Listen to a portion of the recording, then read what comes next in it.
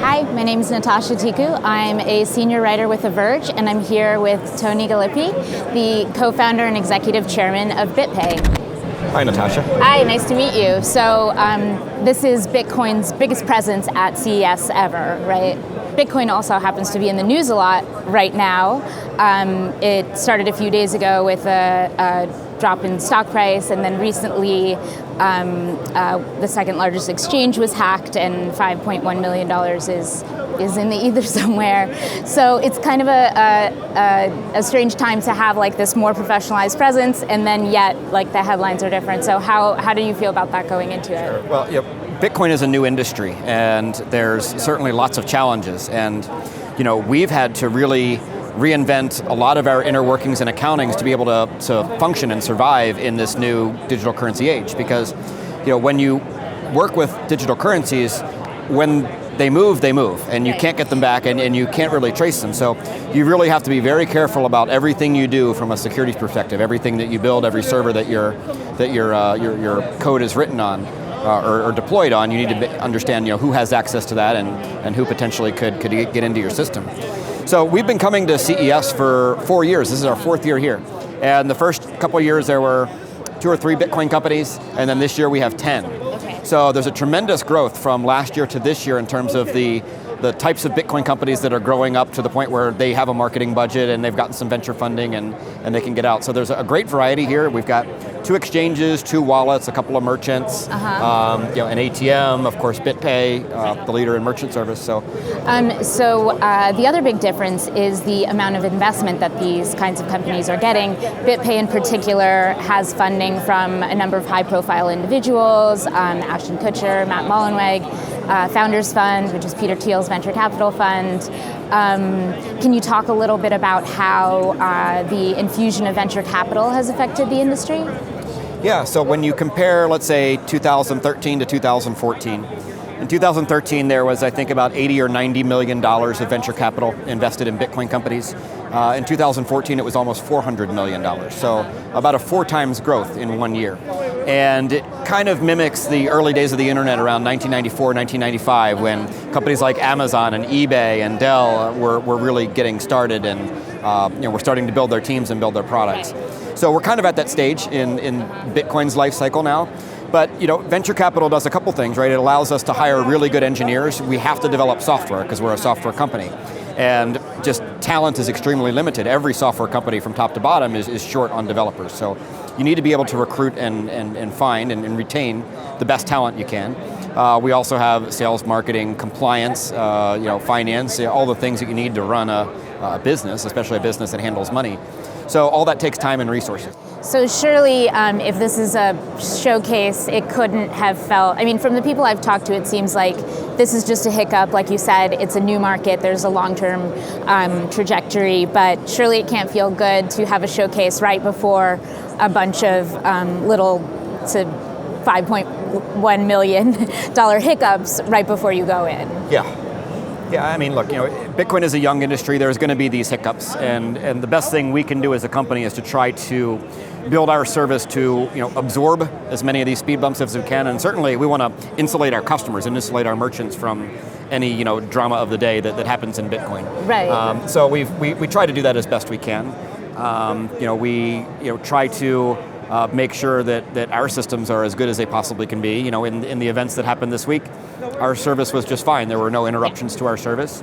Some of our merchants were getting questions from reporters, and we said, we insulate you guys from that. There's really nothing to worry about. So, as we've seen these incidents take place, the entire industry learns from every mistake. Right. So whatever the root cause of this incident was this week, we're all going to understand the root cause and we're all going to improve our platforms to make sure that doesn't happen again. So over time, you're going to start to eliminate a lot of the probable causes and possible causes of errors that can be made. If you look back 3 years ago, it seems like every week something was going wrong. Yeah. We're not making any of those same mistakes again. Right. Sort of. Yeah, but they're different. So I think we don't know the details of what happened this week, but apparently it was only 1% of the funds that they had. Mm-hmm. Now it was customers' money, right? So We know they have reached out to a few people, and it seems that their intention is to go ahead and make those customers whole. They're a venture-backed company, right? They have enough in reserves to absorb this, right? Yes. It's not like Mt. Gox where 90% of their inventory was wiped out, right? Yeah. So people have learned, well, we're only going to put 1% at risk, and they may have even had insurance on this. Like, we don't know. Right. So there's lots of opportunities, or lots of details still to come out. But if you compare just the event of this one compared to Mt. Gox, it's several order of magnitudes less in severity and in size. Right, and I think that would probably be the difference between a good actor and a bad actor. Yeah. So say you had, would you, if somebody had their position in Bitcoin right now, would you say hold, sell, buy? What's your recommendation? Bitcoin's been up and down. If you look at it 2 years ago when we were at CES, it was $13. Last year we were here, it was around $700. Right. I think it was $297. Like yeah, it was $297 on my way in. So. Yeah. Okay. So it's been volatile. It's kind of what you expect from an early stage tech stock or a newly discovered commodity. If you look at the early history of oil when we first discovered petroleum, right, it was really volatile. Right. If you were to be able to track the minute by minute valuation of Twitter when it was a startup, right, it would just be bouncing all over the place, kind of like Bitcoin. Their stock is not doing so well right now. Yeah, but they're a more mature company now.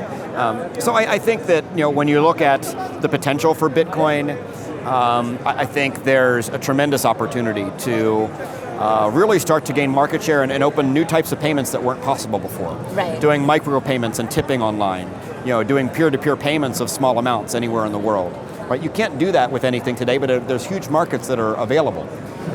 Well, you seem like the way you're describing it is tamped down from some of maybe the early panels I would go to on Bitcoin, where Charlie Shrem, for example, described it as cash with wings and change the world potential, which startups have a predilection to claim they can change the world. So do you how has that adjusted? There's a big difference between an alternative and an alternative cryptocurrency and an entirely new system. Yeah, I mean, Bitcoin is a big deal. It's probably the biggest innovation we've seen since the invention of the internet. It's going to change a lot of things. It's going to take, I think, a lot longer than some people expect. Some people think it's going to change the world overnight. It's going to take a lot longer than that. How on earth, with all of these halls filled with basically companies that have some connection to the internet, would Bitcoin be even more impactful than the invention of the internet?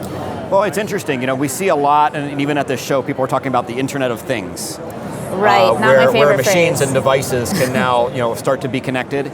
With Bitcoin now, each device can actually have its own, wallet and its own payment to be able to make decisions and buy things. Credit cards don't really work for that.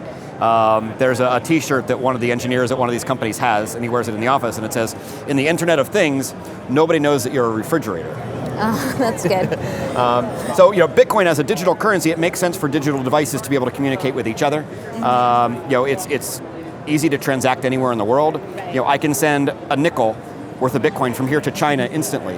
That's not possible with any other technology. Okay, one last question. How did the connection between Silicon Valley and Bitcoin get started? Was it the fact that these well-known figures like Matt Mullenweg from WordPress or Ashton Kutcher, who's also an investor in your company, did they help make the connections? How did those? So some of the early companies that got some very early venture funding in 2012, maybe early 2013, were on the West Coast. It was Seattle and San Francisco. You typically had an investor that saw the potential for Bitcoin and saw a startup, which may have been 2 or 3 guys with a little project, and said, "Yeah, I want to give them a couple $100,000 to see if their project can take off."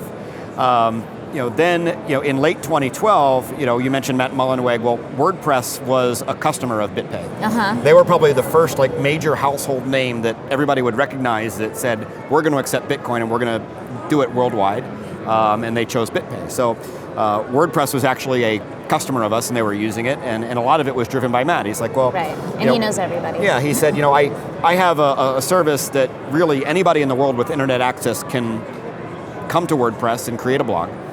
But I have a problem in that I can't take a payment from 2/3 of the world. And I have to give my service away for free, and I have to really limit it just because PayPal and credit cards don't work with 2/3 of the world's population. So he saw Bitcoin. Do those 2/3 of the world have access to Bitcoin? They're getting there, and actually Bitcoin is growing in the developing world more. In what more areas? Rapidly. South America, Asia are growing very large for Bitcoin. So he said, look, even if maybe only a fraction of 1% of people have it, at least it's better than nothing. And he sees the potential. He said, yes. I mean, if somebody from Africa wants to upgrade their blog and buy more storage or more bandwidth and a better design pack, I'd like to be able to take their money, and I can do that with Bitcoin. So Matt was a customer of ours with WordPress, and then he invested in, and we kind of pulled together an early syndicate of guys like Shaquille Khan, who you know, and that was our early seed round, and that helped us, really start to hire some more engineers and continue to build the product beyond the early service that my co-founder and I built. Okay. Well, thank you for talking to me. I really appreciate it. Yeah.